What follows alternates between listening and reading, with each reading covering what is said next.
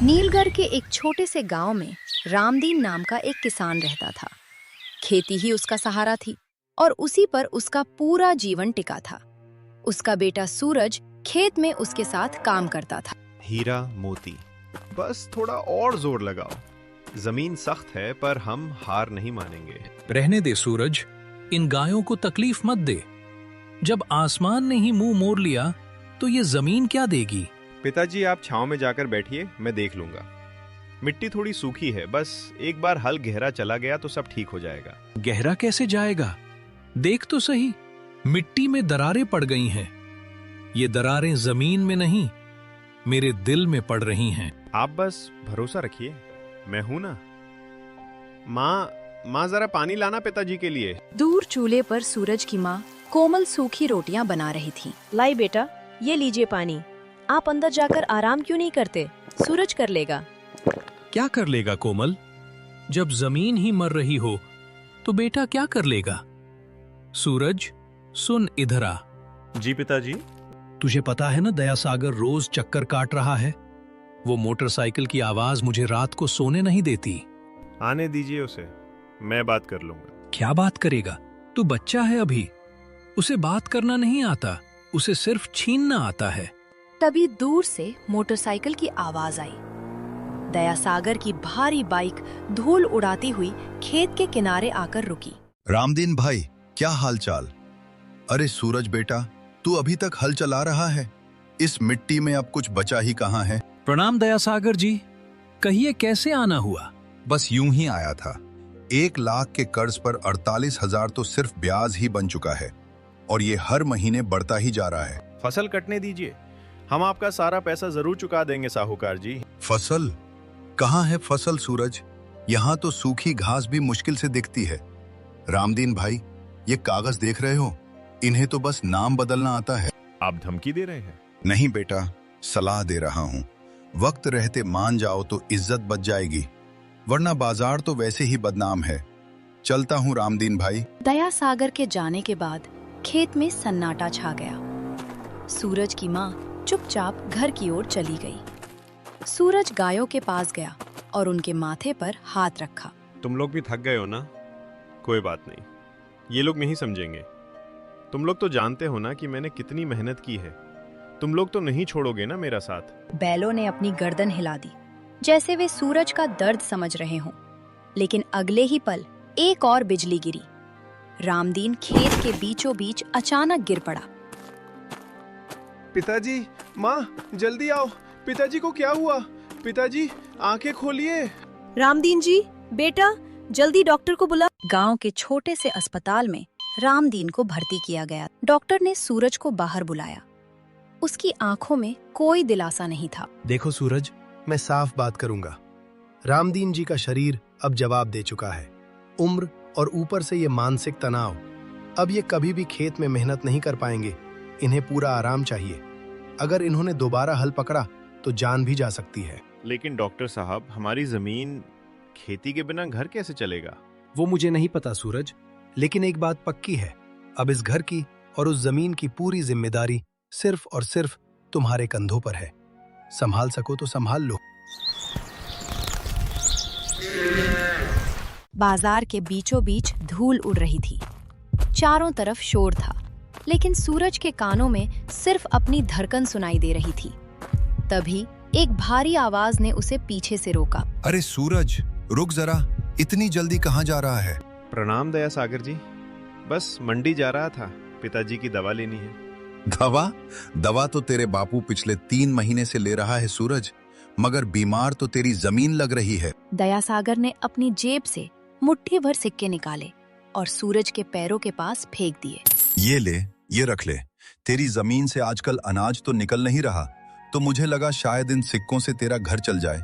दया सागर जी, बाजार में ये सब करने की क्या जरूरत है? मैं कल आकर बात करूंगा। कल? कौन सा कल सूरज? आज से 2 महीने बाद उस जमीन पर तेरा नहीं, दया सागर का नाम होगा। मैं आपके पैसे लौटा दूंगा, पर आप... पैसा? पैसा तो तू देगा ही, लेकिन पहले अपनी औकात तो देख ले। जा, दवा ले जा अपने बाप के लिए। कहीं ऐसा न हो कि जमीन के साथ साथ चिराग भी बुझ जाए। सूरज बिना कुछ बोले वहां से चल दिया। लोगों की हंसी उसके पीछे उसे काट रही थी। सूरज जब घर लौटा तो उसकी दुनिया बदल चुकी थी। बाजार वाली उस घटना के बाद उसने लोगों की आंखों में देखना छोड़ दिया था। भगवान, क्या यही लिखा था मेरी किस्मत में? मेहनत भी की, ईमानदारी भी रखी, फिर ये बेइज्जती क्यों? रात का पिछला पहर था। सूरज की आंख लग ही रही थी कि उसे अंदर के कमरे से खुसर पुसर सुनाई दी। उसके माता पिता जाग रहे थे। कोमल, मैं सोच रहा हूँ जमीन दया सागर को दे देते हैं। ये क्या कह रहे हैं आप? वो जमीन आपकी जान है। जान तो सूरज है। उस बच्चे की हालत देखी है तुमने? बाजार में लोग उसे ताने मारते हैं। मेरी वजह से उसे नीचा देखना पड़ रहा है। मैं अब और नहीं झेल सकता। मैं हार गया हूँ कोमल। पिताजी। आप हार सकते हैं, पर मैं नहीं। सूरज अभी जवान है, वो कुछ न कुछ कर लेगा। क्या कर लेगा? शहर जाएगा? वहां कौन है उसका? कोमल, हकीकत को पहचानो। हम भूखे मर जाएंगे। उससे अच्छा है कि वो जमीन बेचकर जो थोड़ा बहुत मिले उससे सूरज की कहीं नौकरी लगवा दे। सूरज को ये सुनकर जो दर्द हुआ वो भूख से भी ज्यादा था। तभी सूरज की माँ वहाँ आई। उसके हाथ में एक छोटा सा मखमल का कपड़ा था। सूरज, इधर आ बेटा। माँ, आप सोई नहीं? ये ले। ये क्या है माँ? ये मेरा आखिरी जेवर है, तेरे नाना ने दिया था। इसे बेचकर 22,000 तो मिल ही जाएंगे। नहीं माँ, ये मैं कभी नहीं करूँगा। ये आपकी आखिरी निशानी है। निशानी इंसान की होती है बेटा, सोने की नहीं। ये रख। मैं तुझे कोई सलाह नहीं दूंगी, ना ही कोई उम्मीद का भाषण दूंगी। बस इतना कहूंगी कि मुझे अपने बेटे पर भरोसा है।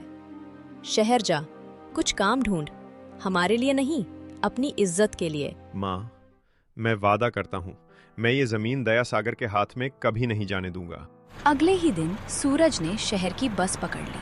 उसे लगा था कि शहर उसे बाहें फैलाकर अपनाएगा, लेकिन शहर को किसी के आंसुओं की परवाह नहीं थी। साहब, मुझे काम चाहिए। जो भी काम हो, मजदूरी हो या सफाई, मैं कर दूंगा। हाथ दिखा अपने। कोमल है, गांव का लड़का है। देख, यहाँ पसीना नहीं, खून जलाना पड़ता है। काम मिलेगा पर पैसा कम होगा। मंजूर है? मंजूर है साहब। सूरज दिन में मकान बनाने की मजदूरी करता और रात में डिलीवरी का काम करता। कई रातें उसने बंद दुकानों के बाहर फुटपाथ पर काटी। पेट भर खाना भी नसीब नहीं होता था ताकि वह गांव पैसे भेज सके। 2 महीने की कड़ी मेहनत के बाद उसके पास सिर्फ 31,000 रुपए जमा हो पाए। 31,000? ये काफी नहीं है, पर दया सागर का मुंह बंद करने की शुरुआत तो कर ही सकते हैं। कल घर जाऊंगा, माँ कितनी खुश होगी। उस रात सूरज एक गहरी नींद सोया, लेकिन शहर की रातें जितनी काली होती हैं, उतनी ही बेरहम भी। मेरा बैग, मेरी कमाई कहाँ गई? ओ भाई, किसी ने मेरा बैग देखा क्या? अरे ओ लड़के, यहाँ रोज हजारों आते हैं और हजारों का सामान चोरी होता है। शोर मत मचा, आगे बढ़। यहाँ पुलिस भी नहीं सुनती। साहब, मेरी 2 महीने की मेहनत थी। मेरे पिता की दवा, मेरी जमीन, सब उसमें था। कोई तो मदद करो। कोई मदद के लिए नहीं आया। शहर की भीड़ उसके पास से ऐसे गुजर रही थी जैसे वो कोई पत्थर हो। सूरज के पास अब न पैसे थे न हिम्मत। वह खाली हाथ गांव लौटा। माँ, मैं हार गया, सब कुछ चोरी हो गया। तू जिंदा लौट आया बेटा, मेरे लिए वही बहुत है। लेकिन दया सागर को इस बात से कोई फर्क नहीं पड़ता था। डेडलाइन खत्म हो चुकी थी। वो फिर से सूरज के घर के बाहर खड़ा था। इस बार उसके साथ कुछ गुंडे और हाथ में कानूनी कागजात थे। रामदीन भाई, वक्त खत्म। देखो सूरज, मैं बुरा आदमी नहीं हूँ। कागजों के हिसाब से तो ये जमीन अब मेरी है, लेकिन चलो मैं तुम्हें फसल काटने तक का वक्त देता हूँ। तब तक तुम इसी जमीन पर मजदूरी करो, मुझे कोई दिक्कत नहीं है। आप हमें अपनी ही जमीन पर मजदूर बना रहे हैं। जमीन अपनी तब होती है सूरज, जब उसकी कीमत चुकाई जाए।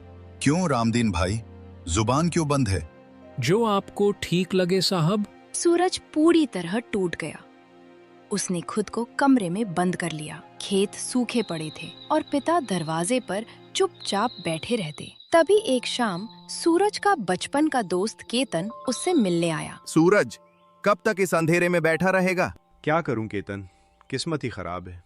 शहर गया तो वहां लुट गया, यहाँ आया तो अपनी ही जमीन पर मजदूर बन गया। सुन सूरज, मैं तुझे पैसे नहीं दूंगा, क्योंकि पैसे से तू सिर्फ कर्ज चुका पाएगा, अपनी इज्जत वापस नहीं ला पाएगा।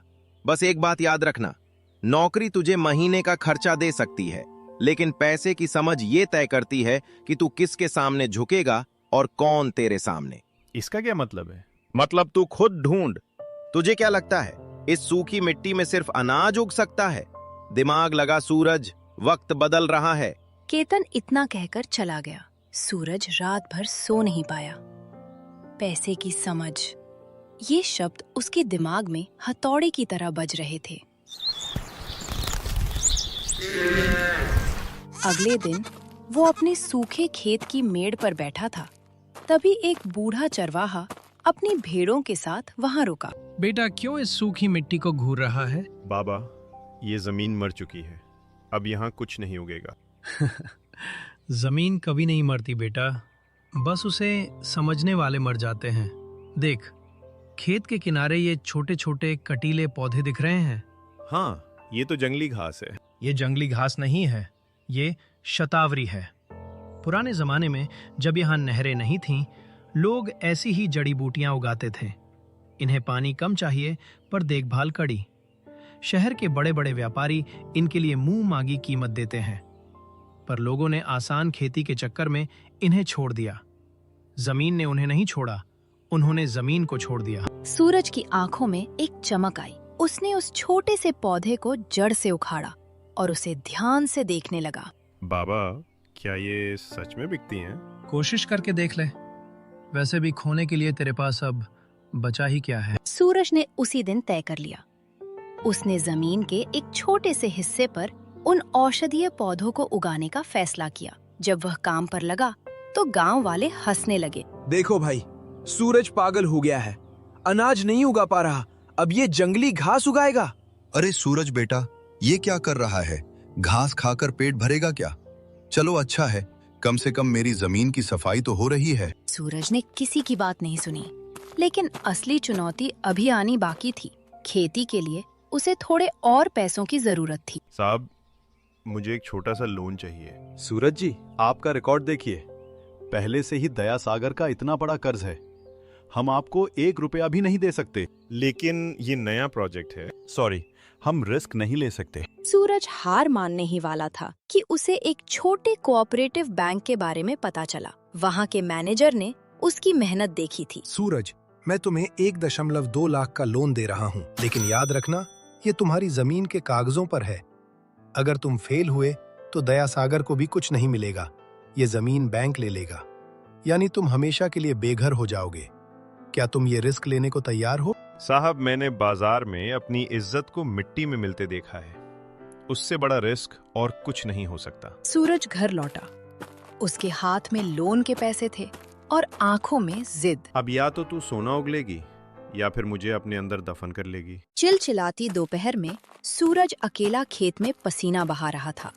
तभी कुछ गांव वाले उधर से गुजरे। अरे ओ सूरज, बस कर भाई, देख बगल वाला खेत लहलहा रहा है और तू यहाँ कटीली झाड़ियां बो रहा है। रामफल चाचा, फसल उगाने की हिम्मत और पानी दोनों खत्म हो चुके हैं। अब तो बस यही झाड़ियां मेरा सहारा है। अरे बेटा, जवानी जोश में नहीं, होश में गुजारी जाती है। ये जो तू कर रहा है ना, इसे गांव में पागलपन कहते हैं। देख लेना, जब ये घास उगेगी ना, तो दया सागर इसे चारे की तरह अपनी भैंसों को खिला देगा। चाचा, अगर ये घास उगी तो ये सिर्फ मेरा पेट नहीं भरेगी, पूरे गांव की सोच बदलेगी। बस आप दुआ कीजिएगा। दुआ तो हम कर ही रहे हैं, पर डर इस बात का है कि कहीं तू अपनी माँ के आखिरी जेवर भी इस बेकार की खेती में न फूंक दे। सुना है बैंक से भी मोटा पैसा उठा लाया है तू। पैसा लिया है तो चुकाऊंगा भी, आप फिक्र मत कीजिए। सूरज ने कुदाल फिर से उठा ली। रात होने को थी। वो लालटेन की रोशनी में उन छोटे पौधों की सेवा करता। सूरज बेटा, अब आजा। देख, रात के 11 बज रहे हैं, हाथ पांव धो ले, मैंने रोटी गरम की है। बस माँ, इस आखिरी हिस्से में थोड़ा पानी डाल दूं। ये पौधे बहुत नाजुक हैं, अगर अभी ध्यान नहीं दिया तो सुबह की धूप इन्हें जला देगी। देख तो सही बेटा, तू खुद को जला रहा है। क्या ये सब सच में काम करेगा? माँ बापू कहते थे जमीन धोखा नहीं देती, बस उसे सही चीज चाहिए। बस कुछ महीने और, फिर देखना मैं आपकी वो बाली वापस लाऊंगा। मुझे बाली नहीं चाहिए सूरज, मुझे मेरा हंसता खेलता बेटा चाहिए। हफ्तों की मेहनत रंग लाने लगी। सूखी जमीन पर हरियाली दिखने लगी। तभी एक दिन गांव में एक चमचमाती कार आकर रुकी। नमस्ते, क्या मैं सूरज जी से मिल सकता हूँ? मुझे पता चला है कि यहाँ कोई जड़ी बूटियों की खेती कर रहा है। जी, मैं ही सूरज हूँ, कहिए क्या काम है? वाह, गजब काम किया है। ये जड़ी बूटियां तो यहीं से बढ़िया लग रही हैं। मैं शहर से आया हूँ, दवाइयों का काम करता हूँ। आप मेरी फसल खरीदना चाहते हैं? बिल्कुल। देखो सूरज, मैं घुमा फिरा कर बात नहीं करता। तुम्हारी फसल तैयार होने में अभी 2 महीने हैं, लेकिन मैं तुम्हें अभी एक ऑफर दे सकता हूं। मैं पूरी फसल का प्री कॉन्ट्रैक्ट करना चाहता हूं। प्री कॉन्ट्रैक्ट मतलब ये कि भाव आज तय हो जाएगा। मैं तुम्हें 2.5 लाख रुपए दूंगा। 50,000 अभी एडवांस ले लो, बाकी फसल कटने पर। क्या कहते हो? सूरज की आंखों में चमक आ गई। 2.5 लाख? इससे तो बैंक का लोन भी चुक जाता और दया सागर का काफी हद तक मुंह बंद हो जाता। साहब, ये तो बहुत बड़ी रकम है, क्या आप सच में इतना देंगे? ये लो 50,000 का चेक। बस इस कागज पर अंगूठा लगा दो कि तुम ये फसल सिर्फ मुझे ही बेचोगे। देखो सूरज, तुम मेहनती लड़के हो, मैं तुम्हारी मदद करना चाहता हूँ। बहुत बहुत धन्यवाद साहब, आपने तो मेरी डूबती नैया पार लगा दी। माँ देखो, साहब ने एडवांस दिया है। पूरे घर में खुशी का माहौल था। पिताजी की आंखों में भी पहली बार उम्मीद के आंसू दिखे। लेकिन गांव के दूसरी तरफ दया सागर की मोटरसाइकिल की आवाज फिर से गूंजी। काम हो गया क्या विक्रम भाई? बिल्कुल दया सागर जी, लड़का सीधा है, झांसे में आ गया। 50,000 के लालच में उसने उस कागज पर साइन कर दिए हैं, जिसमें लिखा है कि अगर फसल की क्वालिटी थोड़ी भी कम हुई तो उसे एडवांस का 4 गुना जुर्माना देना होगा। शाबाश। अब वो जमीन न बैंक की होगी न सूरज की, वो तो सीधे मेरी गोद में गिरेगी। बस अब कुछ दिन का इंतजार है। उसे लगने दो कि वो जीत रहा है। ऊंचाई से गिरने का मजा ही कुछ और होता है। सूरज को इस साजिश की भनक तक नहीं थी। उसने उन 50,000 रुपयों से पिताजी की दवाइयाँ खरीदी और खेत के लिए खाद खरीदी और पानी का पंप लगवाया। ये क्या है? ये पत्तों पे सफेद धब्बे कैसे आ गए? रातों रात सूरज की फसल पर एक अजीब किस्म के कीड़ों ने हमला कर दिया था। हरे भरे पत्ते पीले पड़कर झड़ने लगे थे। नहीं, ऐसा नहीं हो सकता। मेरी पूरी मेहनत सब बर्बाद हो रहा है। केतन जल्दी यहाँ आओ। क्या हुआ सूरज? अरे बाप रे, ये कीड़ा बहुत तेजी से फैलता है। अगर 2 दिन में स्प्रे नहीं किया तो कुछ नहीं बचेगा। तो स्प्रे लाते हैं ना? चलो अभी बाजार चलते हैं। सूरज, ये आम दवा से नहीं मरेगा। इसके लिए बहुत महंगी दवा चाहिए। कम से कम 30-40 हजार का खर्चा आएगा। तेरे पास पैसे हैं? पैसे तो मैंने दवाइयों और खाद में खर्च कर दिए। मेरे पास तो अब 1 रुपया भी नहीं बचा। तो फिर किसी से उधार ले, वरना कल सुबह तक ये खेत श्मशान बन जाएगा। सूरज भागकर फिर से उसी बैंक के पास गया, लेकिन वहाँ से उसे धक्के मारकर बाहर निकाल दिया गया। वह गांव के हर उस शख्स के पास गया जो उसकी मदद कर सकता था, पर दया सागर के डर से सबने दरवाजे बंद कर लिए। साहब, बस 40,000 रुपए दे दीजिए, मेरी फसल मर रही है। अगर वो बच गई तो मैं आपके एक पैसे चुका दूंगा। अरे सूरज बेटा, अभी तो शहर के बड़े बाबू आए थे ना, चेक देकर गए थे। अब हमसे क्यों मांग रहे हो? और हाँ, याद है ना, जमीन के कागज अब मेरे नहीं, बैंक के पास हैं। मैं अब चाहकर भी तुम्हारी मदद नहीं कर सकता। साहब, आप तो बड़े आदमी हैं, दया कीजिए। मेरे पिताजी मर जाएंगे ये सदमा झेलकर। सदमे से तो वो वैसे भी मर रहे हैं सूरज। जा, उस शहर वाले व्यापारी को फोन कर, शायद वो मदद कर दे। सूरज ने कांपते हाथों से विक्रम को फोन लगाया। उसे उम्मीद थी कि उसका खरीदार उसकी फसल बचाने में मदद करेगा। हेलो, हाँ सूरज, क्या हुआ? साहब, खेत में कीड़े लग गए हैं। 40,000 चाहिए दवा के लिए, वरना फसल खत्म हो जाएगी। आप एडवांस में से काट लीजिएगा। क्या कीड़ा लग गया? देखो सूरज, कॉन्ट्रैक्ट के हिसाब से मुझे A ग्रेड फसल चाहिए। अगर तुम्हारी फसल खराब हुई तो मैं 1 रुपया भी नहीं दूंगा। और हाँ, याद है ना, अगर फसल नहीं दी तो तुम्हें 2 लाख रुपए जुर्माना देना होगा। क्या? 2 लाख? साहब, आपने तो कहा था कि आप मेरी मदद कर रहे हैं। बिजनेस में कोई किसी का साथ नहीं देता है सूरज। दवा के पैसे खुद इंतजाम करो। अगर परसों तक खेत साफ नहीं हुआ तो मेरा वकील तुम्हारे घर पहुंच जाएगा। फोन रखो अब। सूरज के हाथ से मोबाइल गिर गया। उसे अब समझ आया कि वो कितनी बड़ी साजिश का शिकार हुआ है। सूरज, क्या हुआ बेटा? पिताजी, मैं लुट गया। मैंने आपकी और माँ की इज्जत दांव पर लगा दी। मैं खत्म हो गया पिताजी। चुप हो जा बेटा, कुछ रास्ता निकलेगा। क्या रास्ता निकलेगा माँ? कल सुबह तक खेत खत्म हो जाएगा और परसों हम बेघर हो जाएंगे। दयासागर जीत गया माँ, वो जीत गया। उस रात सूरज के घर में चूल्हा नहीं जला। तभी अचानक बाहर जोर की बारिश शुरू हो गई। वाह भगवान, तूने भी क्या समय चुना है। जो बची कुची कसर थी वो ये बारिश पूरी कर देगी। अब तो मिट्टी भी बह जाएगी। सूरज बारिश में भीगता हुआ अपने खेत की तरफ भागा। वो पागलों की तरह मिट्टी को बचाने की कोशिश कर रहा था। तभी उसे अंधेरे में एक परछाई दिखी। बेटा, तू मिट्टी को बचा रहा है या अपनी हार को? बाबा, अब कुछ नहीं बचा। देखिए, सब बह रहा है। ये बारिश श्राप नहीं, वरदान है सूरज। ध्यान से देख, ये कीड़े पानी बर्दाश्त नहीं कर सकते। अगर तू अभी इस बहते पानी का रुख मोड़ दे और इन पौधों की जड़ों में वो राख डाल दे जो मैंने तुझे बताई थी, तो शायद चमत्कार हो जाए। राख? कौन सी राख बाबा? नीम के पत्तों और गोबर की राख। जा, अपने घर का चूल्हा खंगाल। जितनी राख है ले आ। ये महंगी दवाइयों से ज़्यादा असर करेगी, लेकिन तुझे पूरी रात जागना होगा। हर एक पौधे को हाथ से साफ करना होगा। मैं करूँगा बाबा। मैं पूरी रात क्या, पूरी जिंदगी जागूंगा। सूरज ने रात भर बारिश और कीचड़ में काम किया। उसकी माँ और केतन भी उसकी मदद के लिए पहुंच गए। उन्होंने एक एक पौधे को नीम के पानी से धोया और राख डाली। केतन, देख, कीड़े गिर रहे हैं। सूरज, ये तो सच में काम कर गया। पौधे अभी भी कमजोर हैं पर मरेंगे नहीं। तूने कर दिखाया भाई। सूरज की आंखों में नींद नहीं, एक अजीब सा जुनून था। लेकिन उसकी खुशी ज्यादा देर नहीं टिकी। जैसे ही वो घर पहुंचा, उसने देखा कि दयासागर और बैंक के कुछ अधिकारी उसके घर के बाहर खड़े हैं। सूरज जी, हमें सूचना मिली है कि आपकी फसल पूरी तरह बर्बाद हो चुकी है और आप जुर्माना भरने की स्थिति में नहीं हैं। बैंक ने आपकी जमीन की नीलामी की प्रक्रिया शुरू करने का फैसला किया है। क्या? लेकिन मेरी फसल बच गई है। देखिए, मैं अभी दवा डालकर आया हूँ। ये देखो सूरज, विक्रम ने रिपोर्ट भेजी है कि फसल डिस्कॉर्ड हो चुकी है और बैंक को अपनी गारंटी चाहिए। तुम्हारे पास आज शाम तक का वक्त है। या तो 1.25 लाख रुपए जमा करो या फिर इस घर को खाली करने के लिए तैयार हो जाओ। शाम तक?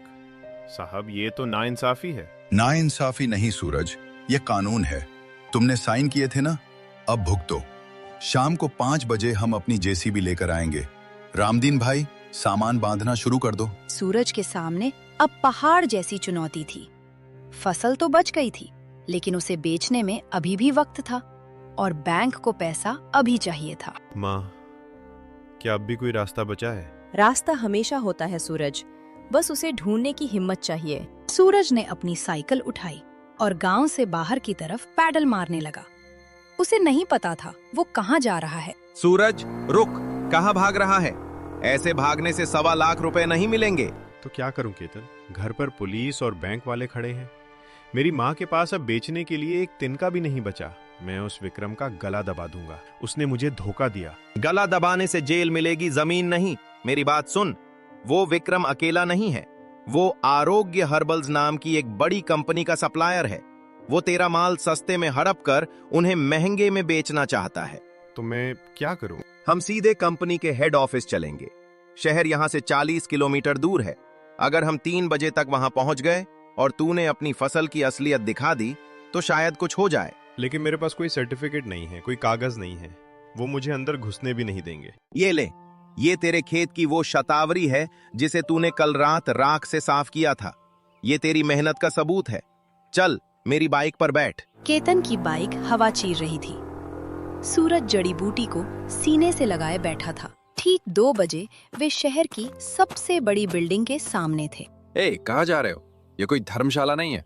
चलो पीछे हटो। साहब मुझे एमडी साहब से मिलना है, बहुत जरूरी काम है, हमारी जमीन का सवाल है।